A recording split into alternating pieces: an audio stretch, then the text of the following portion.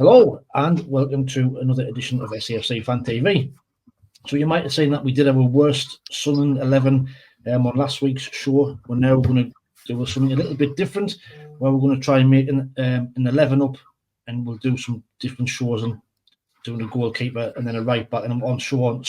The shows till we decided we'll end up with a full 11. Also, we need to decide on a manager as well, boys. That's we need a manager as well. So on today's show, we're going to be doing our favourite or best goalkeeper. So, who wants to go first? Conrad. Oh, go on then. So, mine is Lee Camp. No, sorry. Definitely.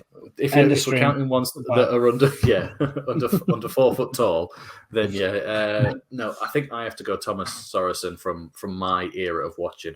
Obviously, I know it should really be someone like Jimmy Montgomery, but from my era of watching, Sorensen was always the keeper when I started. Obviously, we got promoted with him. He saved Shearer's penalty.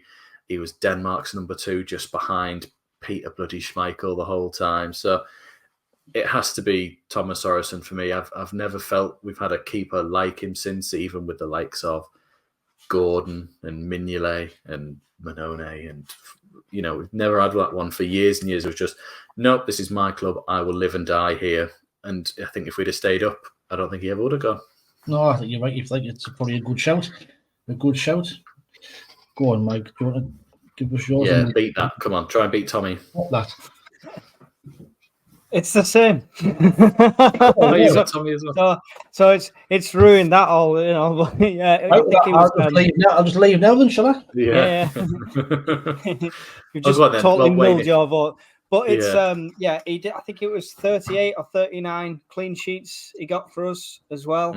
I will say that I was torn between nostalgia and my favourite keeper for ability. So Sorensen won on ability and what he's like as a keeper. I wanted Tony Norman purely because I grew up with watching him. I can't remember how many appearances he had for the club in total, but it was a ridiculous amount of appearances. He was there before they started counting stats. Yeah, I think I've got a signature on about 10 different things: train tickets, programs, everything. I've met him so many times, unreal. So I really wanted Tony Norman. Proper nice bloke. No. Yeah, he is. So, but yeah, go on then, Wayne. Who's your argument? Didn't Tony Norman retire and become a policeman? He went to another club first, didn't he? I think. I'm sure he became a policeman after he retired from football. I'm sure he did. I might be wrong, but I'm sure I read somewhere. But he went to Huddersfield first, though. Did he? He was a good keeper. Well, mine, I went for Craig Gordon. Just because, I just thought at the time when he first came in, he came with that mass. I think we signed him for 9 million. Didn't we sign him for? Yeah, most expensive British goalie at the time or something. Yeah, I think it's David De Gea beaten it about 3 or 4 years later, but that was at the time a British record. And I remember one save he made. I think it was at Bolton. Sure, was at Bolton. Yes, where he dived backwards. Fantastic save, like one of the best saves I've ever seen in my life. So for his debut game when we played Spurs at home. I remember it was 0-0, obviously, most of the way through the game, if you remember what the score was at full time. I think like 70, 80 minutes, ball came out from a corner and then Tom Huddleston was on the end of it. And anyone who remembers Tom Huddleston knows that he could strike a ball and it would stay hit and it was on target.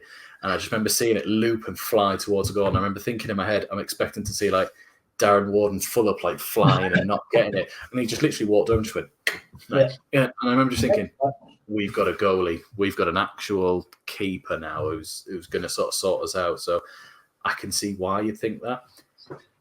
Injuries? That's the only thing that, he had some bad injuries while he was with us, but that's kind of what knocked it for him. And I always felt it took him 10 games to actually get going into his form. He'd have some sort of shaky performances and then he'd be absolutely unplayable for like 5-6 games and then get injured again. Wasn't he in goal? Didn't we get beat 7-1 off somewhere and he was in goal? And we got absolutely he was in goal for the Everton one, yeah. Everton, aye. I think, but he was in goal when we beat City, we beat Birmingham, we beat Spurs, and he was keeping us in the game with like unbelievable saves every time. We weren't cruising in those games by any means. No.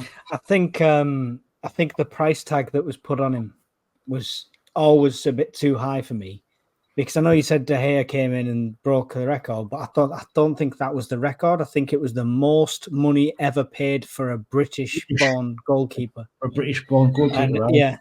So it was, and he had that tag, and he did some great, but he did some great saves. But I don't.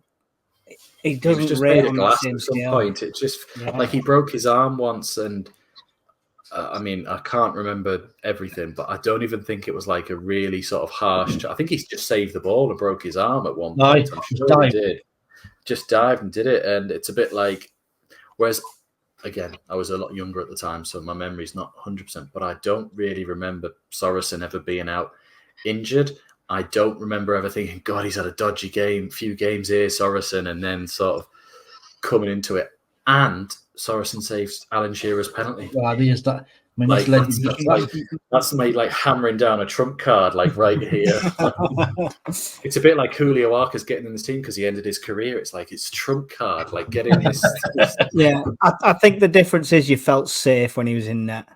Yeah, he wasn't a keeper that you'd think, oh, is he? I hope he's going to have a good game. It was just like we've got a quality keeper. Full stop. Yeah, you knew exactly what you were getting from Thomas Sorensen, and there was never going to be a sort of. I'm trying to convince you here, Wayne, to just sort of agree with us. Well, now you've said that, you're probably right. When you look at it that way, he was. You would think of when Gordon had a few dodgy games, Sorensen probably didn't.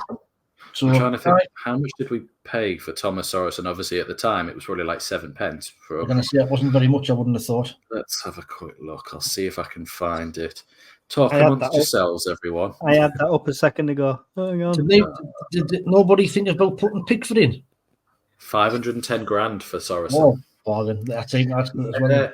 I think I wanted to, because I started to think, like, when these keepers have gone on to bigger and better things. And I'm a bit like, well, Mignolet won the Champions League, albeit, yes, he was a number 2, but he has won the Champions League. I think he was there when they won the Premier League. I might be making that a bit up. Minonia, another one, could have had it. Yeah, I think Pickford's is.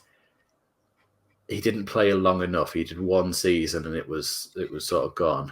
I never felt safe with Minonia in that. There was this spell where everyone loved him, but we were all worried at the same time.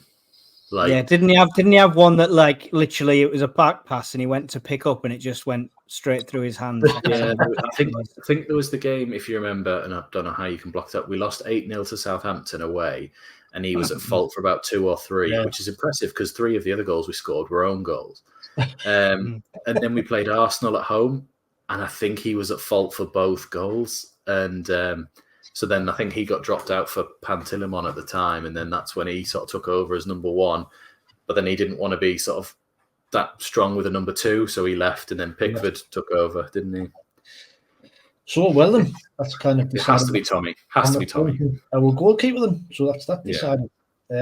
Honourable mentions, though, Jimmy Montgomery, and I have to mention it, he's on the thumbnail as well, Martin Fulop. What a guy when he was in goal for us as well. Great keeper.